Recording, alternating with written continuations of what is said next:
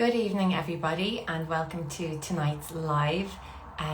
It's a beautiful day. I hope you've all enjoyed it. This is the first live in our Pharmacy 360 series, all about social connections and relationships and how that impacts our health. And tonight I'm delighted to invite Dr. Róna Girvan. She's a GP from Northern Ireland. She's from County Tyrone. Which is where Una's from, so nice to support another Tyrone lady. And I'm just waiting for her to come on for this conversation, which is going to be really delving into basically the relationship with ourselves, because we can talk about the relationship we have with everyone around us, our pets, our colleagues, our loved ones, or like just even strangers, but ultimately the relationship we have with ourself is the most important one. And I see so much for everyone that's popped on, because I know it's such a lovely night. And yeah, it should be a great conversation. Rona, if you, oh, there you are. Great. Hello. Hello, Liz. How are you doing? I'm great. Thank you so much for coming on. Is the weather nice up in Tyrone tonight?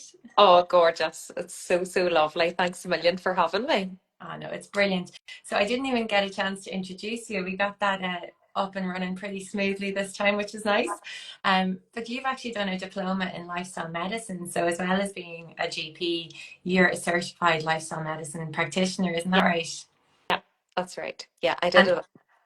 and I'm sorry to interrupt you there. I know there's a lot more to add to your qualification skills. You're a yoga teacher, mindfulness coach, and you've studied some Ayurvedic nutrition, Reiki practitioner. So it's been quite a journey, I can see, from where you would have started in medical school to where you are now. Yeah, definitely. And I think one thing always led to another, and that thirst for knowledge and understanding and really what makes up our health in that 360 holistic way. So, Exactly, because we know it's never just one thing. One thing can come out at the surface, but it's all these other little things that have built up. And it's brilliant to see people like you who, you're there with patients. You like the Western way of medication, our conventional medical system is absolutely needed, especially for acute situations. But for chronic illnesses, a lot of them, there's so much prevention if we just had the knowledge around it, that ultimately leads to these chronic illnesses. And then if we have the knowledge on lifestyle factors that can help manage and lead people to live happier, healthier lives and manage these conditions. And I can see that's exactly what the line you've gone down. yeah. And you, Liz, like, I think there's a global movement towards this, isn't it? And it's so amazing to see so many people who have trained in traditional medicine, pharmacy, nursing, physio. We have that real desire to help and support people, and we are getting more curious and really, trying to empower people as much as we can, because we don't want them to feel victim to an overloaded system. We want them empowered and self-assured and knowing how to best look after themselves. Exactly.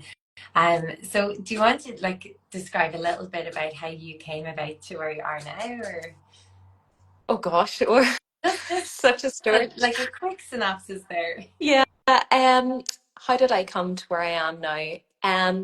I probably entered into medicine from a you're a bright girl, you should do medicine, if I'm honest. And I am so lucky that I had the privilege to do that. But my interest has always really been in people, and I always had an interest at school in nutrition and health. Home economics was my favorite subject. And through medical school, I actually had my own struggles. I found the pressure incredibly difficult to deal with. And that was, a lot of things contributing to that.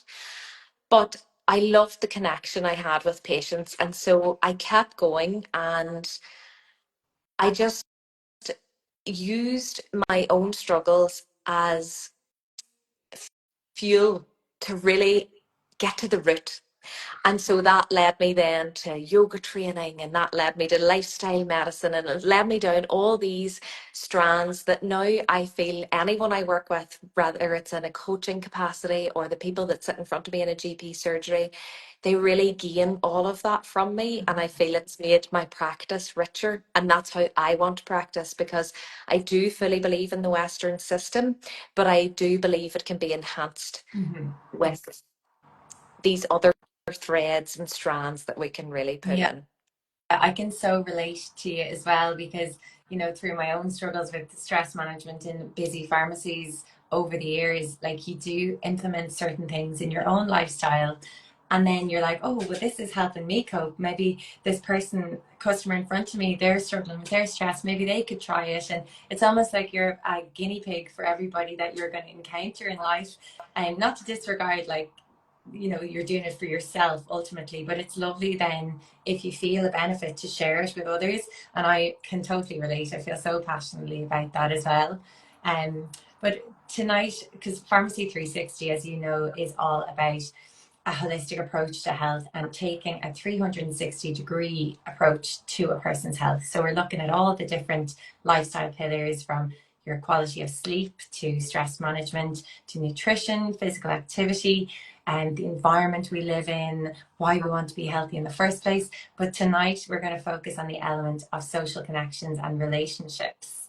And I just before when you were coming on there, I mentioned we're going to delve into the relationship we have with ourselves, because I think, especially women, and in today's society, it's so busy, it can be very easy to just distract ourselves and put everyone else's needs before our own. And I think a lot of mothers and fathers do this as well. You're so busy with the kids or your work or whatever it is, your sports, and it can be just a lot easier to keep going and going and going and not actually pause, because once you stop, you hear that inner voice, and sometimes you don't like what you hear, or it can be hard to swallow. So, where would you like to start with this, basically, with that inner voice and that relationship with yourself? Yeah, I think it's so interesting what you said, Liz, there, because I think what really comes up for me is that the doing is easier than the Yeah. being, isn't Mhm. it? And that fullness of our experience really comes from the being. Yeah. And we get so caught up in, as you say, the running and the parenting, and sometimes even with connection. We're like, I need to be in a book club, I need to be in the football team, I need to Mm. meet all my friends I've ever had, Yeah. and that can really run us ragged and burn Yeah. us out. Yeah. And I think for me, when it comes to connection, of course we know that we need the different connections. So, we need a close confidant or a close partner. We need that relational with our friends. We need that sense of community with a wider purpose. But it all starts with ourselves. Hmm. And I think it comes back to knowing yourself and who you are, and getting still enough to sit with yourself and ask, what are my values? What Hmm. do I stand for? How do I want to show up? And really honoring yourself in every situation, because I think for women especially, but for a lot of people, but women especially, I see this time and time again, we will put our needs on the back burner Hmm. in order to serve others, which in a way is beautiful, but it's hurting us. Yeah. I know, It's and hurting it goes us. back to the, put your own oxygen mask on first, isn't it? We hear it so many times, but to actually let it sink in. And I think when you're describing there about, the day to day can be so busy, and you do everything that's in front of you and you never stop. I think if you can picture a snow globe and you shake it up and shake it up, and all the snow is dancing around, and suddenly you stop and just let it settle. I just love that visualization of it just kind of slowly drops down, and then you can see a bit clearer, or just hear what you need. Absolutely. Absolutely. And just taking that pause is so powerful for ourselves. I know when I come in from the play school drop off, the busier my inner chatter, the more I know I need to flick on the kettle and go sit outside and be with myself and think Hmm. what I really need to do, because that inner chatter, it can be like that snow globe, can't it? And Yeah. it's going a million directions. And then you get to the end of the day and you've maybe worn a mask in all those different scenarios, and it has that huge emotional tax and you feel exhausted. Hmm. And I think it's a really common thing nowadays, isn't it? That we find ourselves saying, I'm tired, I'm wrecked. And I wonder how much of it is wrecked in the physical sense, or is it the emotional sense? Yeah. I think a lot of it is emotional, and there's so much talk about, you're thinking of all the things that need to be done and the preparation, and we're thinking about what has just happened. So we're in the past, and then we're thinking about what we need to do. So we're in the future, but we're actually just on autopilot in the present. So you're not actually hardly aware of what you're doing, what you're eating, where you're going. You're just on this conveyor belt and going with it. And it's just, there's only so long our bodies will allow that to happen for. And then it'll force us to stop if we don't listen to it. It'll give us a few little hints and nudges along the way. And you might get a little injury, but ultimately it will come at us with a bang, and usually in the form of ill health. And that's when people see me in the pharmacy, see you in the GP, and it's just, I think we both feel so passionate about this, because if we can get the knowledge out there a few steps further to try get to that root cause, it can ultimately just lead to a better outcome, can't it? 100%. And I think you said their presence. And I think that is the real key Hmm. to it all, isn't it? Being present with yourself, pausing, taking that breath, having that mindfulness. So, awareness without judgment. Yes. If you're feeling tired, sad, angry, that's all Yeah. okay. That's all part, and we're all human. Yeah. And that's all part of the experience, and just meeting yourself where you're at. And I think talking to yourself as you would someone you loved is so important. Like, oh, have you checked in with yourself today? How would it feel to make a nice cup of tea? Do you want to sit down and have a wee break first? Instead of what we usually say to ourselves, which is nowhere near that. No, and it's that inner critic versus inner kind of cheerleader that we need. And how do you like? Do you have any tools that would, if someone's listening now and they're saying, "Oh, I do that all the time," like what advice is there? A toolkit or a kind of practice that you would do in those situations? I think, firstly, naming the inner critic is so helpful. And Hmm. I think not trying to get rid of it, Yeah. because it's a part of you. And I think all parts of us need to be Yeah. embraced. And ultimately, the inner critic shows up to keep you safe. It's Yeah. an afraid part of you that, thinks that you will achieve your goals through criticism, shame, being hard on yourself, pushing on. And that is a learned behavior. And everybody, you know, we're all constantly evolving as a human species, aren't we? And everybody that gave us care growing up did their best, but we're learning a new level now. Hmm. So it's recognizing that a thought is just a thought and we can change it over time. And it's that power of neuroplasticity. So, yes, that road of being really harsh, really critical on yourself, shaming yourself, yes, it might be like a speedy motorway in your mind, and you do that so easily and so naturally. And the road of, you're doing well and you haven't got there yet, but don't worry, you can do it. And, that self belief road, it's like a bumpy old back lane.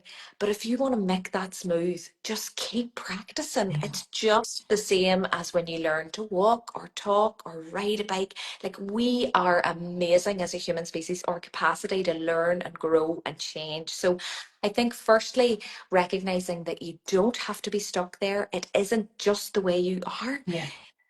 It's where you're at now, but it can be changed. And I think just being so compassionate with yourself, because just because we hear something of actually, being more supportive to yourself, or an inner coach is going to be more helpful than an inner critic, doesn't mean that we automatically get there. It takes practice and time. And I can really resonate. I used to be so hard on myself.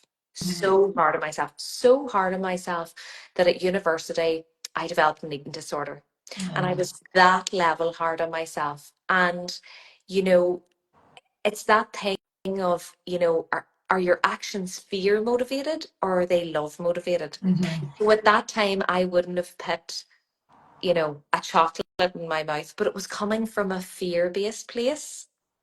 Whereas now I'm really thoughtful about what I eat, but that's coming from a I so love myself place. I Yeah, want to nourish myself. I want to energize myself. I want to reduce any risks of disease. I want to, feel the best I can feel. So it's really seeing the intention behind things as well and just being so gentle and compassionate and realizing it takes practice. yeah. And some people, like, we talk about positive affirmations or positive self-talk to try encourage yourself because, as you mentioned, neuroplasticity is basically that our brains are like mala, like plasticine. We can mold them, and the way that the neurons fire and everything, you can, with practice, obviously, you can actually be a more positive type of thinker as opposed to a more negative type of thinker. And no matter what you were in the past until this moment, as you said, if you put in little practices, Mhm. it actually does change your chemistry in your brain, and that's scientifically proven, and it's incredible. But in order to do that, if someone's like, well, I don't, what is a positive affirmation? Like, do I walk around saying I'm great, I'm great, are you great, I'm great, and, like, where do you start? Or some people put post-its on their mirrors, when they're brushing their teeth. Mhm. I'm a big fan of Jerry Hussey's work, and Miriam Hussey has been involved in the program, and I know his new book is I am, I can, I will. So it, Mhm. it can be something like that. And a lot of people cringe a little bit initially, thinking, oh, that's a little bit cheesy or, self-absorbed. But what would you say to that? Yeah, I can understand that and I can completely relate. I probably was like that in the beginning as well. I think sometimes for me, I found the easiest way for people to start an affirmation practice is to have it not about themselves, Hmm. like directly about themselves first. So a really useful affirmation can be I'm open to creative solutions. Okay. So, starting an affirmation practice like that Hmm. in just changing. So say you're someone who gets like quite rigid in your thought Hmm. and you say I'm open to creative solutions, that creates a softness and you'll learn over time that that helps in that Yeah. situation, if that makes sense. And then when it comes to the self, I think just saying something like I am worthy, I am whole, I am complete right now as I am, Yeah. or And I I am am enough. lovable as I Yeah. am. I am enough. I am Yeah, enough. I Yeah. think just simple, Yeah. just really, really simple. And if it feels uncomfortable at first, that's a signal. Yeah. It And doesn't try to mean, listen to that. Yeah, and yeah. it's again, it's trying not to judge yourself, try not to be so judgmental, because I think in today's world as well, with social media, there's a lot of comparison thrown at us, whether we want to compare or not. Like, we're only natural, and these apps are made and programmed to try and compare and make you want more and consume more. And so it's an addiction, and they're firing dopamine in our brains. So we fall for it because that's the way it's created to be. But I think awareness around that is so important. And like, if someone is wants to try affirmations, there are like resources online that you can do, that they just throw affirmations at you. And I know it's a bit of a paradox here. I'm saying be aware of social media or being on your phone too much, but there is an app that I found recently called I Am, and Mhm. I didn't pay for it. I just used the free version, and throughout the day it would just pop up on your phone little affirmations, like I'm good enough, I have done my best so far today. And I started reading them out in the pharmacy, and like the girls around me, like we were having good fun with them. And one day it was really busy, and the affirmation was something like, I'm in control. And we were like, I'm in control, I'm in control. We were not feeling in control, but we kept saying it. And it was actually created a lightness as well. So, there are different tools out there that, just gives you ideas kind of Absolutely. the type of things you can say to yourself. Yeah, and I think if you really do feel uncomfortable with the self ones to begin, I think even just having a life loves and supports me, or something about life is unfolding in my favor, or something that just is a wee bit not the Yeah. self, just to Yeah. start, can be helpful. There's a lovely one me and my friend always use, and it's everything is always working out. Yeah, And we just keep saying, because everything's always working out. And even if it doesn't feel that way, like, it does get an element of trust the process, and, open your mind and be hopeful, basically, as well. Have yeah, that positive swing yeah, to your thoughts. yeah. And I think, what's coming up for me now too, with the inner critic and the thoughts that can be quite harsh or judgmental, a really useful question, maybe if you're not at the point of affirmation yet, is that true? Mm. Is that true? And sometimes on reflection of that, it can lead you to an affirmation that will be really empowering for you. Mm-hmm. You know, it'll take you to, oh, is that true? No, maybe that's, this I'm not good enough coming up again. And then that can be your clue of, maybe I need to say I am good enough. Maybe I need to Yeah. get that wired. Yeah. That's actually lovely. It just kind of directs you. And also, if you're pausing to ask yourself these questions, that's also getting you in the present, like, and slowing down to just give yourself that curiosity. And that is actually mindfulness, isn't it? Absolutely, absolutely. That curiosity, that awareness without judgment. And Mhm. you mentioned Miriam and Jerry earlier. I just love all of their work. And one question that Jerry always asks, well, two coming up, but one that he always asks is, when, what's important Yeah, now? love it. And you're always important now and should be always prioritized. Your health, your well-being, your needs. So it's always great to take that pause and, reflect, is this going to be serving me? Yeah, yeah, exactly. Um, and what would you say? I'd imagine, especially, like, my mum's also from Tyrone, and I would imagine a lot of the customers, the patients you're seeing in the GP clinic, especially that kind of older generation, if you talk to them about self care, what is their reaction? Do they think it's a bit selfish or self absorbed? What is your definition of older, Liz? Well, Or like, I'm not? thinking, not old. I don't want to get anyone in trouble. I'm thinking my mum's generation. So nice and young then, just Lovely and young. yeah. Yes, I know what you mean. I do think there is a bit of a, is that selfish? Hmm. Especially with women, Yeah. you and that's so understandable through the conditioning they received. Hmm. And yet, when I, especially for any women coming in that menopausal phase, Hmm. when you start to touch on this, looking after the self, prioritizing yourself, not putting yourself at the bottom of the list, nurturing yourself just as much as you nurture your children or your grandchildren, it's like the truth that can't be unheard. Hmm. The light bulb goes off, and it's that thing, you know the truth when you hear it. And I don't think I've had a single person that I have spoken to any, topic of self-care and the self being important, and lifestyle is medicine, and how important it is to meet yourself where you're at and de-stress.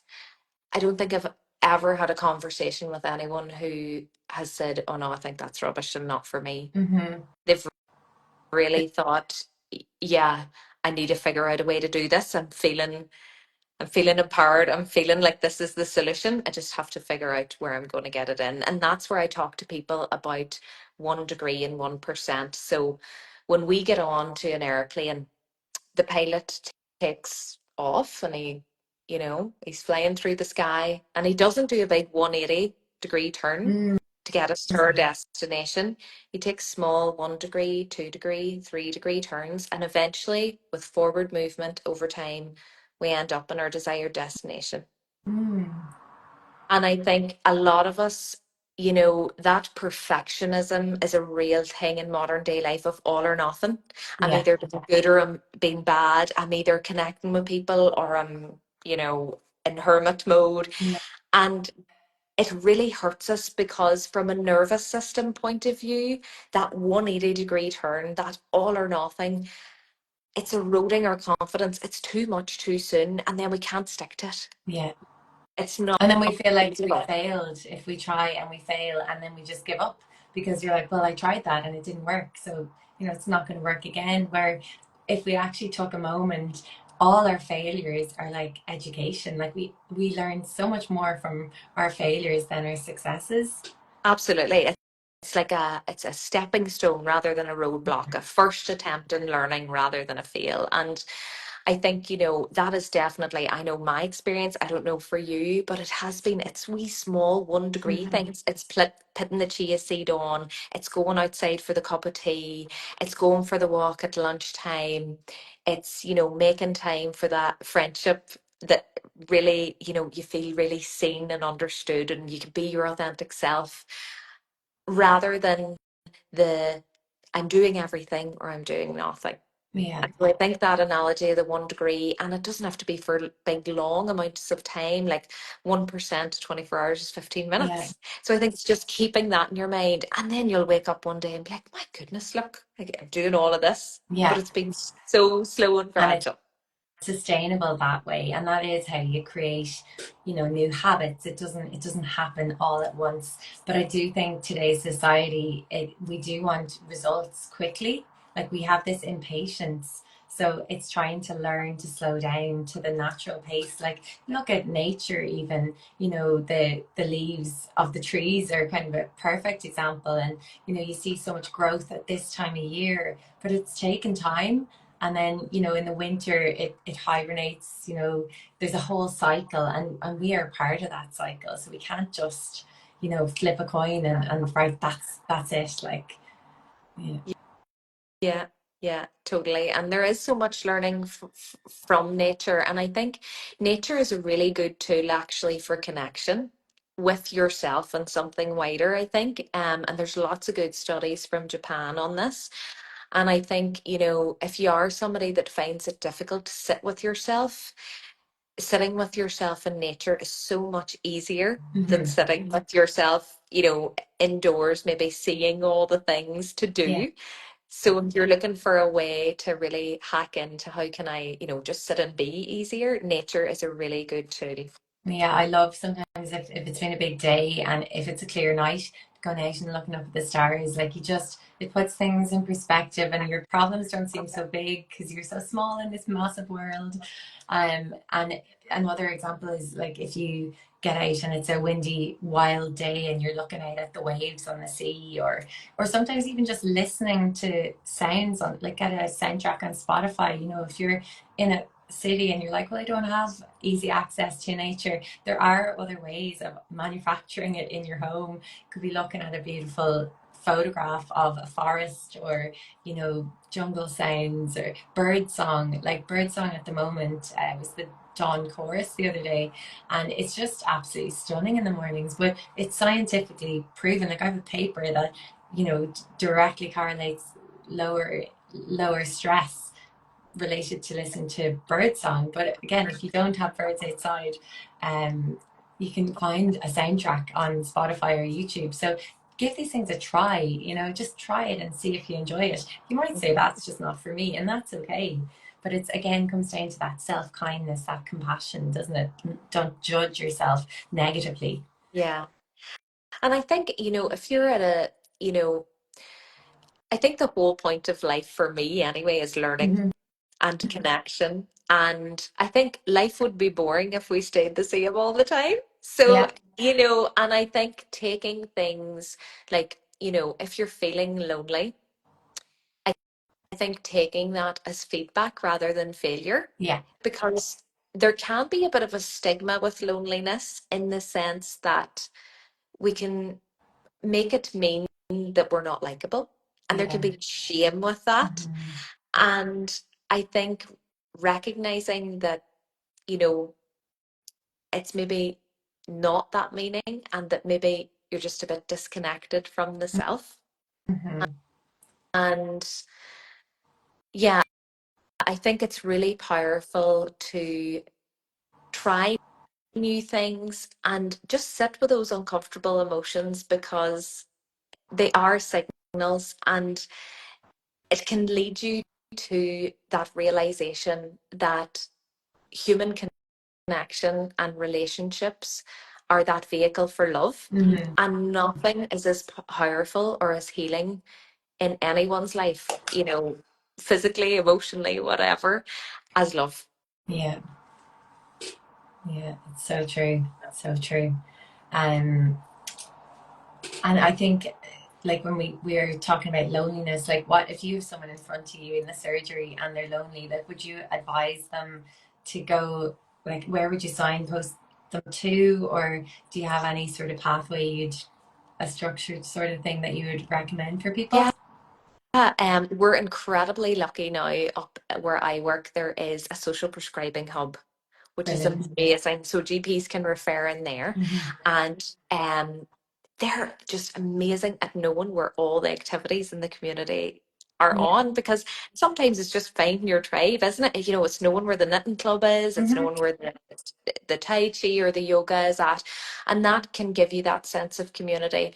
And I encourage people to just, again, be really kind with themselves, be really compassionate, to lean into that self work. Mm-hmm. And I always recommend the somatic exercises in that circumstance, because I think that really strengthens the connection with the self. So things like yoga, breath work, Mm-hmm. mindfulness. um, because when we have that strong sense of connection with ourselves, we're feeling more content, balanced in ourselves, then we are more likely to smile and engage with the person serving our coffee, Yeah. smile at the people walking down the street. And even those micro connections are releasing that oxytocin, that bonding hormone, and that benefits us, Yeah. so even if the person doesn't smile back, smile anyway, because it's going Yeah. to benefit you. Yeah.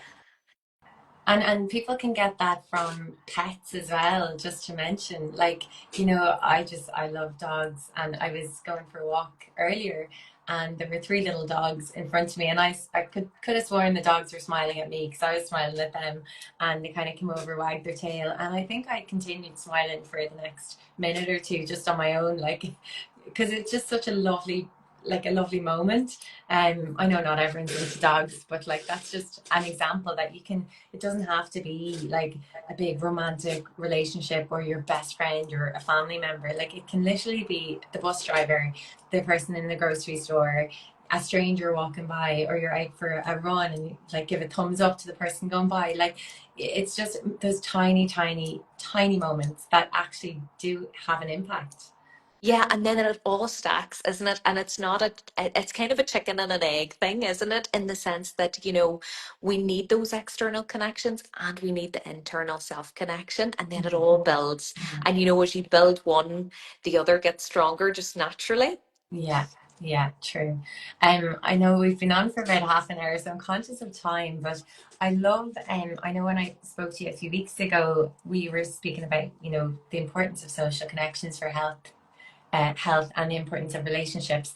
But with relationships, boundaries is a topic that comes up a lot. And do you have any advice for people that feel like they're giving everything to everyone else? And I'm really thinking of like busy parents or like a huge person or a lot of healthcare workers. We devote our energy to try and help other people. And it can be quite draining. So how do you have a boundary that you're able to give but still have something left for yourself in the tank at the end of the day? Mm-hmm. Mm-hmm.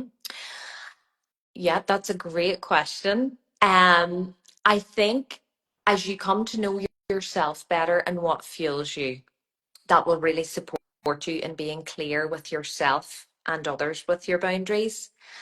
I think it very much comes back to the self. I don't know what your experience is with this, Liz, but I've known in the past that I have been like, if they'd only do this, if that person would just see this or do that, and that can be a work colleague, that can be your partner, a family member. But when you claim it for yourself, and when you know that you need that, when you know that your yoga practice at nighttime helps you sleep better, which makes you a better parent the next day, Mhm. when you know that going out for the run at the weekend, even if you're leaving your children behind, is going to have you energized and more optimistic and more calm for any meltdowns. When you're clear, I think when you're clear on that for yourself Mhm. and what it means, the real why. Have you heard of that 5 whys? Ask yourself why you're doing something 5 times and you'll get to the real root. I only saw it the other day when you put a video up of it. I did see that. It was interesting. Yeah. I think when you're really clear on it and why you need it, or like the walk at lunchtime, I know if I take a walk at lunchtime, that really makes all my interactions and my whole afternoon better, even if it means I'm a little later home. Yeah. Okay. And I'm totally comfortable with that because I Mhm. know I feel Yeah. better during that afternoon rather than slogging on for the 10 minutes I'd say of not doing the walk. Yeah. So I think it really comes back to clarity, boundaries with yourself, and discipline from a place of love, in that I know that thought of I don't want to do this or it's new is going to come up, but just lovingly say, come on, you can do this. It's going to be really good for you. You're going to feel better. And here's your real way. Yeah. And like when you do something, whether it's like I'm a big fan of 10 to 15 minutes of a yoga meditation sort of thing in the morning before work. And it takes minimal effort because I'm in my pajamas, throw the mat out. I use a video, so it's guided. I have an app for it, or there's loads on YouTube. And I don't really have to think. You could still be half asleep. But I know on those days, I'm a much better pharmacist and colleague and partner, and it just does help me manage my stress levels. So again, I know that, so that helps drive me when the alarm goes off. We're like, right, get up out of the bed, go on, do this. And I love that phrase you said, discipline from a place of love. I think that's really powerful, really, really nice. um so yeah, love that. Yeah. And the science of habits is interesting. I don't want to delve too much into it, but if you find uh, having the things that fill your cup hard to Hmm. do, what you said is really powerful. You do it when the alarm goes off first thing. So you've kind of stacked it to your alarm. You do Hmm. it, you've started small. So you haven't started with like an hour, No. and you've repeated it over time. So that's probably, I don't know how long you've been doing that, Liz, but it's really reflective of all the science of habits. Like it's probably as natural to you now as brushing your teeth. Yeah, yeah. And also though, if I don't do it on certain days, I don't beat myself up about it. Like, but I'm aware of the benefits and how much better I feel when I do it. So, it's just that self-reflection and the learning, and trying not to be hard on yourself and be like, oh, I didn't do it once last week, so what's the point of doing it ever again? Like having the opportunity, allowing yourself to grow and, fall off the wagon, get back on the wagon and do it with a bit of a compassion behind it. Absolutely. And remembering that you're human, and really, even just ask yourself, what would my inner coach say Mm. now? Like if you notice that inner critic coming up, like, oh, you didn't bother, say like, right, what would my coach say? They'd say, you did it before, you can do it again. They'd Yeah, say, get back in the ring, yeah. come on, we can do So this. you're being aware of that inner critic, but inner coach. I love that. I love that too. I'm going to be taking loads from this now. Oh, me Just too.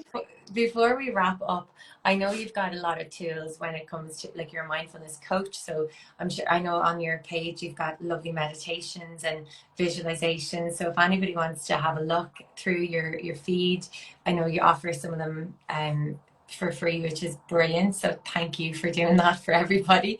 But what is your favorite um, either meditation or breathwork practice that is your go-to if you're like, I need something quick, I need to like cut off this stress response and give myself, even if it's like 20 seconds, what is your go-to?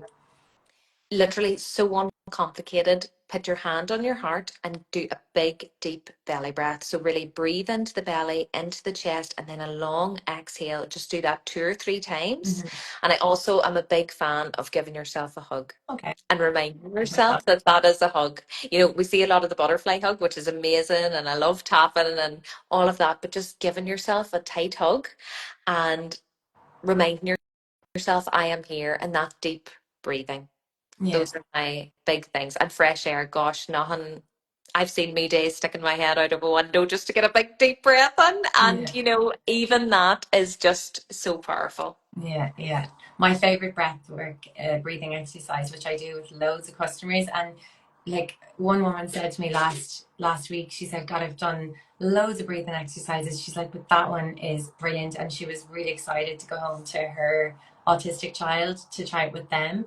So it's the 5 finger breathing exercise. So you don't have to Yes. count, because I find sometimes if you're really there's a lot going on and your heart's racing, it can be difficult to do the counts, like count up to what number and hold for how many seconds. And I'm still blowing out. Was I meant to breathe in yet? And it can be too much. So the Yeah. 5 finger breathing exercise, for anyone that doesn't know, is you're going to breathe in through your nose and blow out through the mouth. And as you said, really slowing it down. So you in through the nose as you trace up your thumb to start.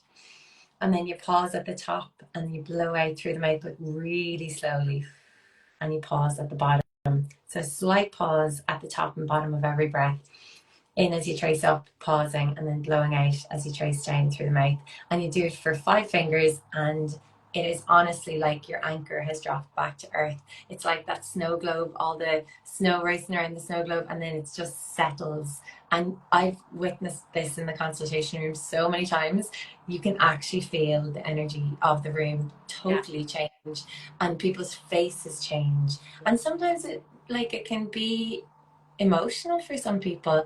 It can just be the guard that they've suddenly let down. But that's okay, because that emotion needs to move, get out and let it go. So it's just a lovely little tool if anyone's listening that wants to kind of like feels in that fight or flight stress response all the time, and just try it and see how you feel, and then know that that's in your back pocket if you ever need it. Yeah. um And that diaphragmatic breath, it's accessible anywhere, which is so yeah, amazing, isn't it? yeah, It's so amazing. Like you can be at work, you can scoot to the toilet, you can do it anywhere. You can be doing it with your children sitting yeah. there. And, if anybody is a parent, like that is a big thing to be parenting small children, but they learn so much from us. Like my eldest now, when he's like frustrated or dealing with a big emotion, like I can hear him. And what age is he? Four. Wow, that's brilliant, isn't it? Yeah, and it's more what they pick up. Yeah. It's not that we're sitting doing breath work every No, night. but it's a natural response. Like you, like let it out, sigh it out, and it is a coping mechanism. Like our bodies know a lot more than we give them credit for. So to trust that our bodies know. Um. So yeah.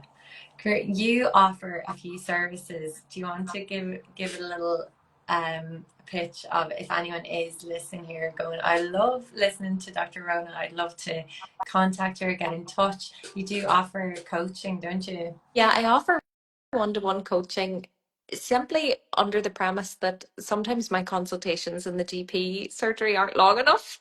Yeah. Although I tend to run over, God bless anybody in the waiting room. So yeah, I do offer one-to-one coaching, and it's really inclusive. It's for anyone, male, female, young, old. And I just really feel so passionately about lifestyle as medicine, but really the mindset and looking into those limiting beliefs. Maybe I'm not good enough is always one that comes up, and really, understanding it, nurturing it, and allowing yourself to unfold and bloom Yeah. as you deserve, because we all deserve to live an amazing life. Like it's so precious, and we deserve to live one that really lights us up. Yeah.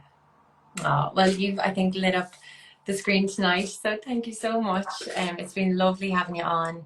And like anyone listening here, if they give you a follow, I know you put loads of content up, throughout the weeks, and you've got resources there if people want to give it a try. So yeah, if anyone wants to get in touch, give Rona a follow, and I'm sure you can get some benefits from that. So thank you so much. Oh, And thank you thanks a million. everyone for coming on tonight. Such a nice evening. Yeah, So I hope people enjoyed it, and we will save this so it'll go up on YouTube so people can watch it back. And once it goes on YouTube, you can share it to anyone who you think might enjoy it. thanks a million, Liz. Thank you so much. You're so welcome. Bye bye. Have a Take nice care. Bye evening. bye.